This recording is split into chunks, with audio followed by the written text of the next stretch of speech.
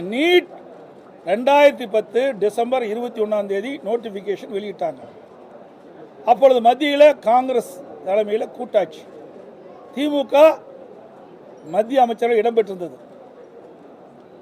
அதுவும் திராவிட முன்னேற்ற கழக நாடாளுமன்ற திரு காந்தி செல்வர்கள் மத்திய சுகாதாரத்துறை இணையமைச்சராக இருந்த பொழுதுதான் இந்த நீட் தேர்வுக்கு ஒப்புதல் கொடுக்கப்பட்டு மத்திய அரசாணை வெளியிடப்பட்டது.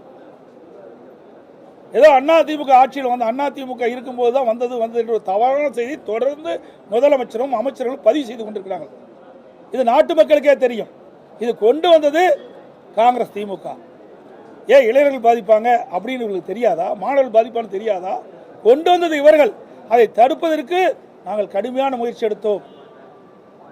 ஆனால் முடியவில்லை. நீதிமன்றம் சென்று விட்டது.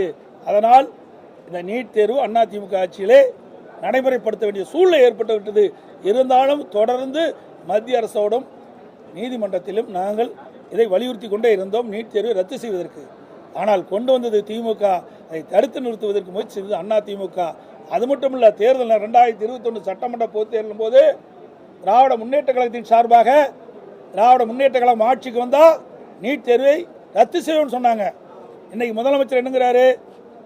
நாங்கள் இந்தியா கூட்டணியில் அங்கே வச்சிருந்தோம். அப்போ காங்கிரஸ் ஆட்சி தான் இருந்தது, கூட்டாட்சி தான் இருந்தது. அப்போ ரத்து செஞ்சதா இவ்வளவு உயிரை நாம் இழந்திருக்க வேண்டிய அவசியம் இல்லை.